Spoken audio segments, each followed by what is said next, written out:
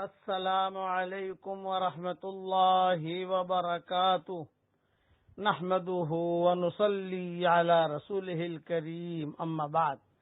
آج کا سبق سن لیجئے۔ آج کے سبق کی سرخی ہے امام احمد ابن حنبل سے عجیب و غریب محبت۔ اب قصہ سنیے۔ اندلس میں، یہ اندلس قرطبہ یہ اسپین میں ہے۔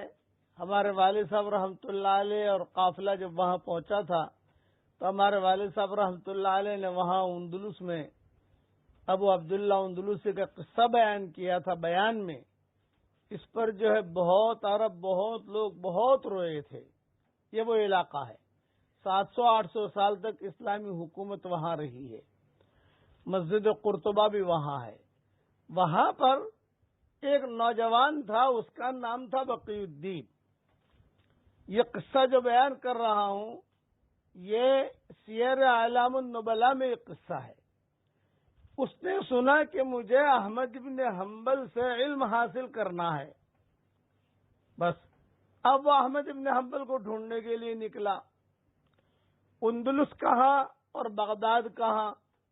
امام احمد ابن حنبل بغداد میں رہتے تھے۔ چنانچہ کتابوں میں لکھا ہے ایک کشتی جو ہے کرائے پر لی اور روانہ ہوا۔ کشتی جو ہے بھنوروں میں پھنس گئی۔ اب ڈوبے تب ڈوبے، اب ڈوبے تب ڈوبے، لیکن اس نے دعا مانگی کہ اے اللہ، میں تیرے نیک بندے سے ملنے جا رہا ہوں اور تیرا علم حاصل کرنے جا رہا ہوں اور بہت قربانی کے بعد جا رہا ہوں، تو مجھے زمین دکھا دے۔ چنانچہ دعا قبول ہوئی اور یہ کنارے پہنچ گیا۔ وہاں پہنچ کر لوگوں سے کہا بھئی بغداد کتنا دور ہے یہاں سے؟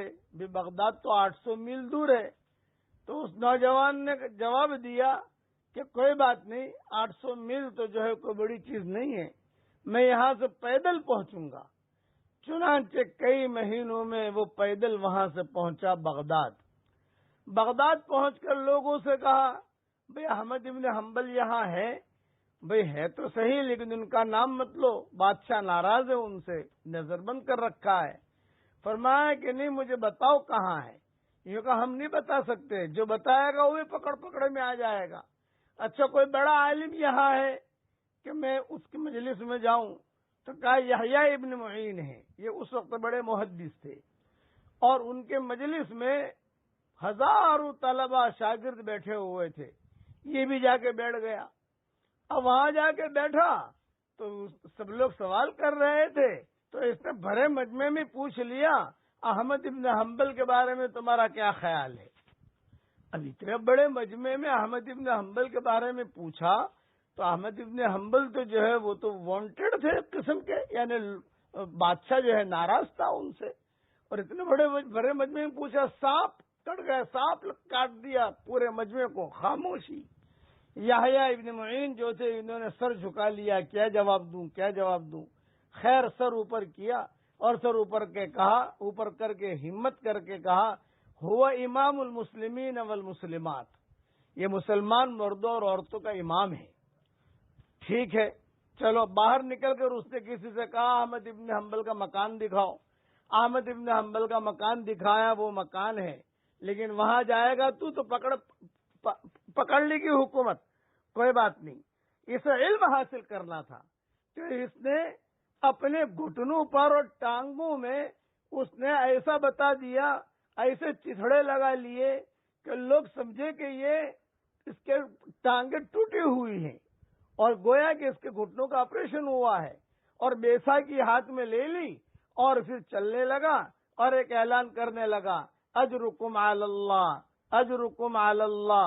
اس زمانے میں فقیر لوگ اس طریقے سے سوال کرتے تھے، تمہارا اجر اللہ پر ہے، تمہارا اجر اللہ پر ہے۔ لوگ کوئی 1 دینار، کوئی 2 دینار، کوئی 1 درہم، کوئی 2 درہم۔ امام صاحب نے دیکھ لیا کوئی فقیر آ رہا ہے تو امام صاحب کے گھر کے قریب بھی جا کر اس نے ایسے درد بھرے انداز میں کہا اجرکم علی اللہ، اجرکم علی اللہ۔ امام صاحب نے بھی 1 درہم دے دیا۔